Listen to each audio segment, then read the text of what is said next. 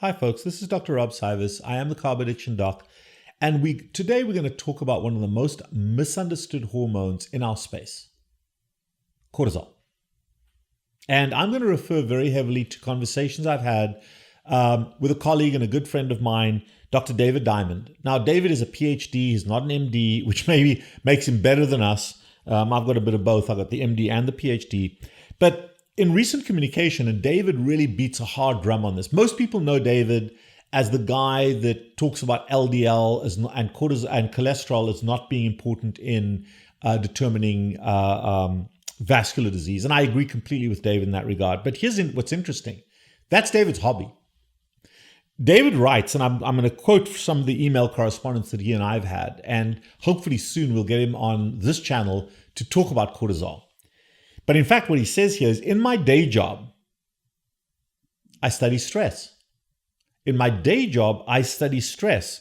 So when I lecture on stress, I call cortisol the anti-stress hormone. And that's going to set the tone for this discussion.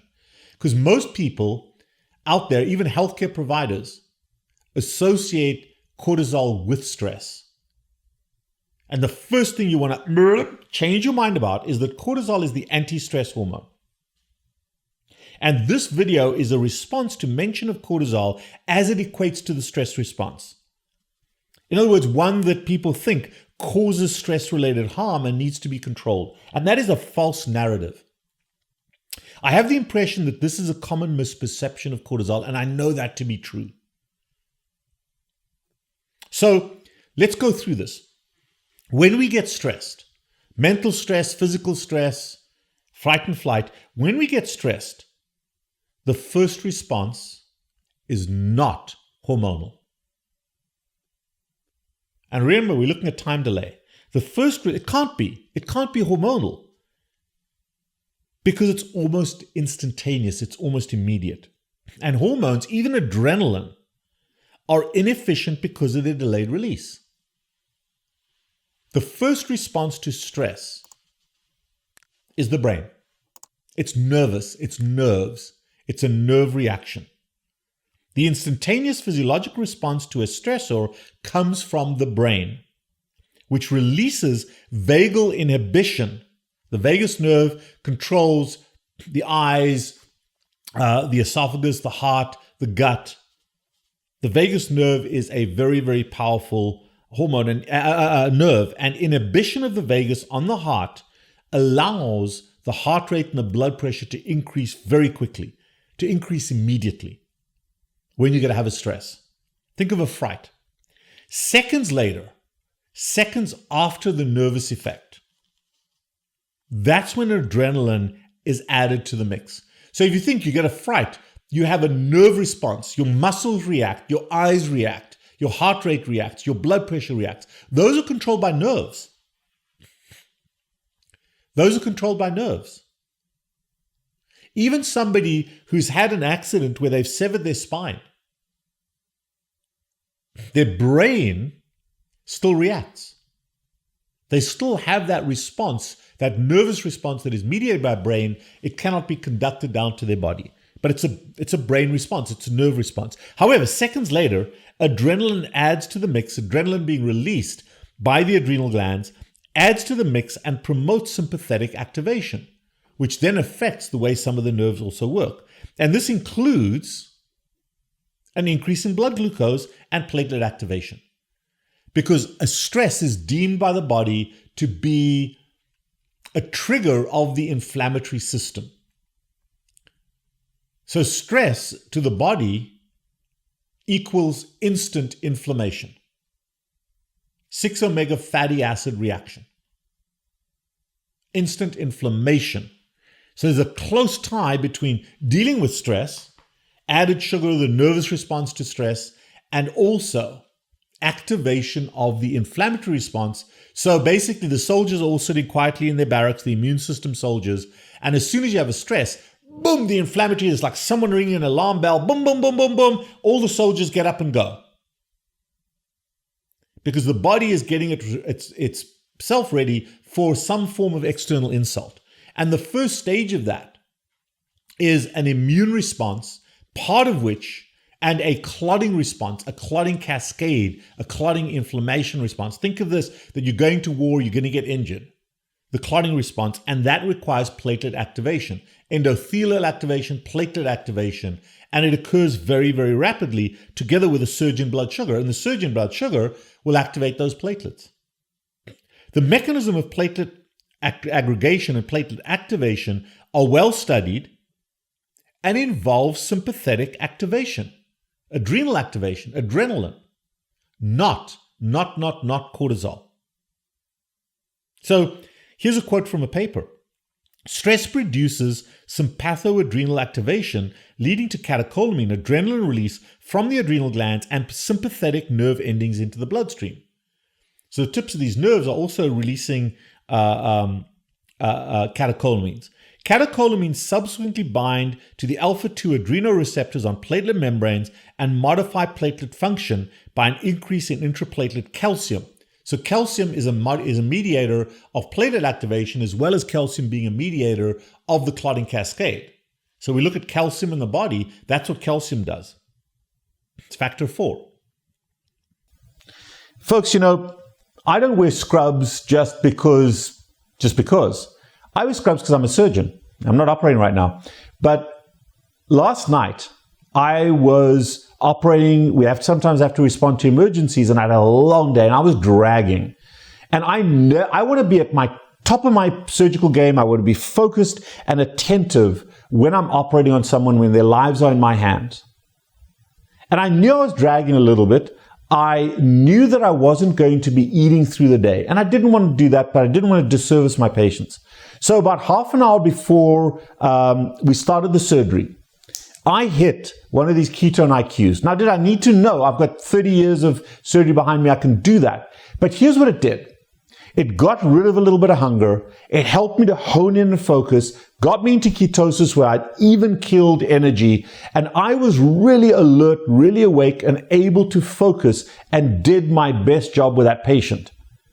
And the beautiful thing is, after I did that emergency surgery, after I saved that patient's life, and I saved patient's life. No, this is a true life-saving experience.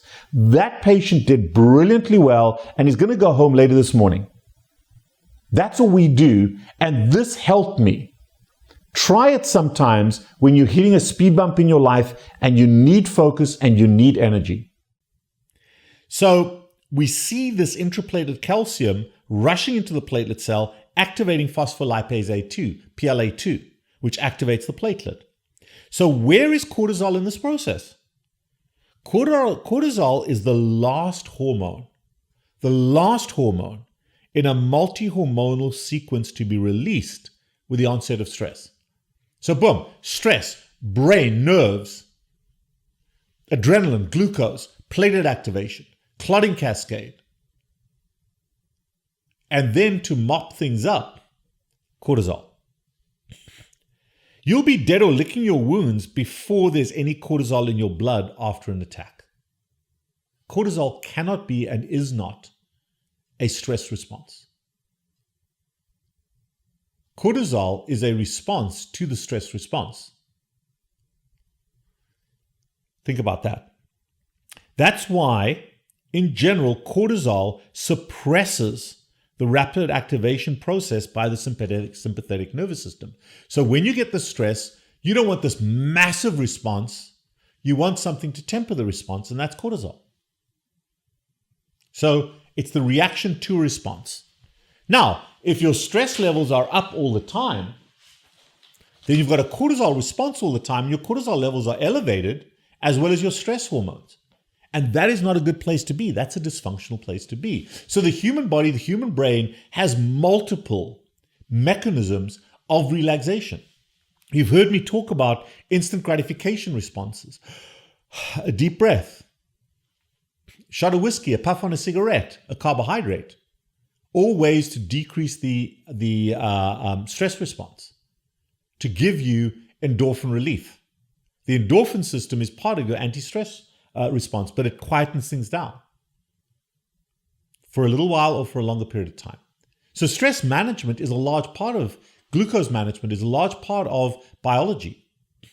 And cortisol is that stress response, but cortisol levels should go up and down. If they're permanently elevated because you're permanently stressed and you've got no relief, that system breaks down. See how that works? So if we measure cortisol levels and they're up, it's an indicator that stress is always up and unrelieved. This isn't about stress. This is about the relief of stress. And that's why I say the problem is not stress. The problem is how biologically and mentally do you handle the stress? How do you get away from it from time to time? And that determines the cortisol response. So the last thing to view is that, let's go through this. In general, cortisol therefore suppresses the rapid activation produced by the sympathetic nervous system in response to stress.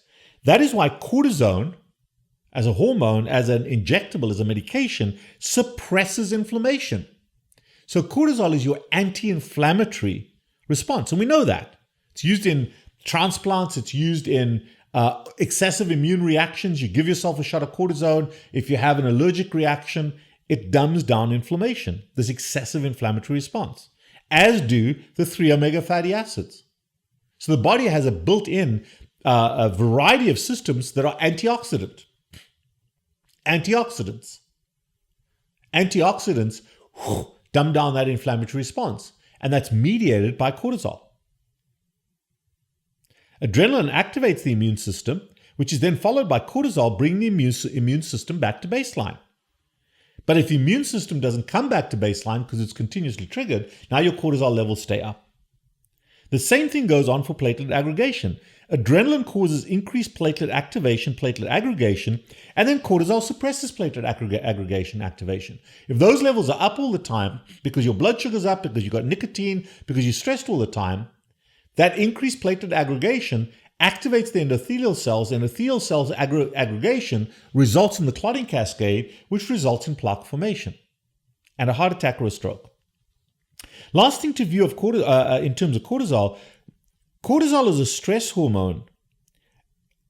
When we considered and we misguidedly thought of cortisol as a stress hormone response, that completely interfered over the last 50 years in our understanding of how cortisol involved with stress hormone response, involved with addiction, obsessive compulsive disorder, and most importantly, PTSD, post-traumatic stress disorder. For decades, studies continue to show lower levels of cortisol in PTSD. So why is it that the most stressed out people have a lower cortisol level? And that defies logic that cortisol is a stress hormone. Because these people are incredibly stressed on a daily basis, yet they have low levels of cortisol. Why? It is now understood that reduced cortisol may in fact contribute to PTSD as a susceptibility, as well as to increased autoimmune and cardiovascular disease. We know that. So in PTSD, as a result of insufficient cortisol to rein in the excessive and chronic sympathetic immune platelet activation that occurs in these patients. And that is also true for metabolic disease. Metabolic disease is a state of continuous stress. Our response to stress is to make it worse.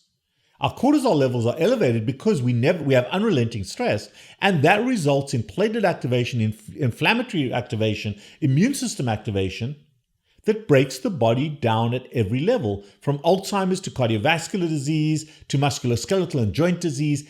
Everything gets affected, folks. So the statement that caffeine raises cortisol, which raises sugar, which in turn raises insulin, is absolutely incorrect. Cortisol is not a stress hormone, it is an anti-stress hormone. And we use it in its anti-inflammatory capacity. Yes, it may secondarily, if it's prolonged, result in an increase in blood sugar, but that's not because of cortisol. That's because of all the other hormones, the ancillary hormones, that are affected by that cascade. So please understand that cortisol is not an issue. It's the adrenocortical stress response, the immune response, that is more important to be studied. And yes, we're going to get stressed from time to time. How you handle that stress, how you put out the flames is more important. So you want cortisol levels low so that it can respond at times of stress. And then you want it to come down to baseline. And as part of carbohydrate addiction, you want to develop strategies and techniques to mentally and physiologically decrease stress on a regular basis. Find that fortress of solitude where you can go and hide and heal.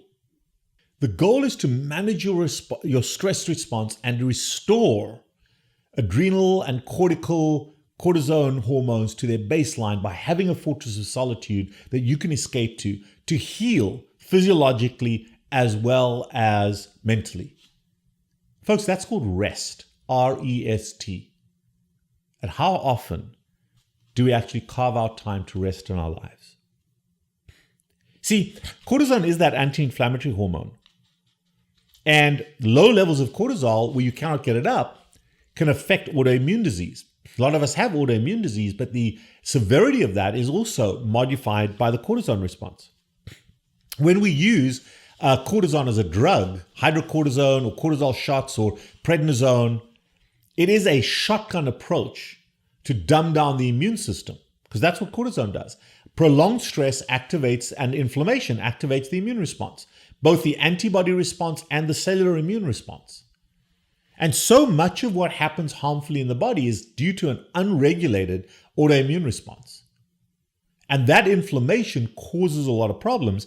And we often use prednisone as kind of a shotgun blast to dumb down the inflammatory system. We're now becoming more specific in terms of treating that inflammatory response. If you watch TV, you're going to see drugs with crazy names all ending in an IB or an MAB, monoclonal antibody, or inhibitory molecule.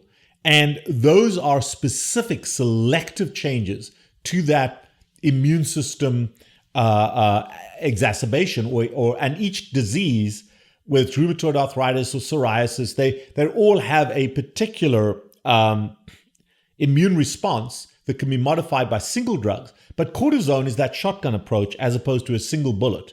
And we're becoming more sophisticated in how we prevent an over activation of the inflammatory response, or how we dumb down the inflammatory response with specific molecules. But that's what cortisol does naturally. And the goal here is to enhance the cyclical nature in which cortisol works so that you dumb down autoimmune disease, you dumb down your stress response. And you can do that by yourself, by eating in a healthy way and by giving yourself those mind-cleansing moments and doing things for emotion management that are not instant gratification and external to you. Managing your stress response, managing your stress levels by finding time for rest and play as a priority is the healthiest way to live, by far.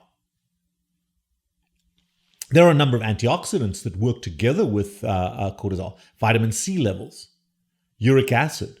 There are a number of anti-inflammatories, the nitric oxide system, but they all dumb down, they work together with cortisol to dumb down the immune system. And the best way to do this is to recognize when you're stressed and have a variety of tools in your toolkit to calm that response down. And that's what carb addiction is all about. So, yes, we modify the cortisol response. We modify the hypothalamus in the brain, the pituitary that releases cortisol releasing hormone, ACTH and CRH. But understanding how the body works in terms of stress response and understanding the role of cortisol and how to activate cortisol but also keep it quiescent and how to resolve stress is a large part of what we do in carb addiction, as opposed to just losing weight. So we need to understand the role of cortisol, but also understand how it's activated, how it's dumbed down, when it's important. It is the anti-stress hormone. It is a good hormone to activate, but it's also a very good hormone to have quiescent because it doesn't need to be activated. And if you can cycle through your day, that's the ideal. If you want to know more about that response, if you want to understand that response better, give us a shout. 561-517-0642, text, WhatsApp. If you're angry at what I've just said, if you disagree with what I've said, leave some comments. Plenty of comments down below. And hopefully soon I'll have my friend David Diamond on to discuss exactly this point. But he is the expert. Don't measure your cortisol levels, folks. Don't measure them. Anybody that starts talking cortisol and uses the word stress and cortisol doesn't know what the hell they're talking about. And I'll go toe to toe with them any day. Don't stress your cortisol levels. Don't stress them. Get them down, but don't stress them. But don't let people measure your cortisol levels. There's no value. There really is no value. Unless you've got a tumor that's producing cortisone or cortisol by itself. Whole different ballgame. So yes, Cushing's disease, Addison's disease, Nelson's disease, a lack of cortisol, they do exist. But they are canaries. We as doctors should be vigilant for them, but that's not your worry. Modifying and managing your stress response is important. I am the Carb Addiction Doc. If there's value to this discussion, if you've had that aha moment, if you think differently, I know these are complex topics, throw us a couple of bucks on our PayPal account that's also in the show notes. Until next time, I'm going to de-stress right now with my sip of coffee that's not going to raise my insulin and not going to raise my cortisol. Do the same. Go for a walk. See you at the next video.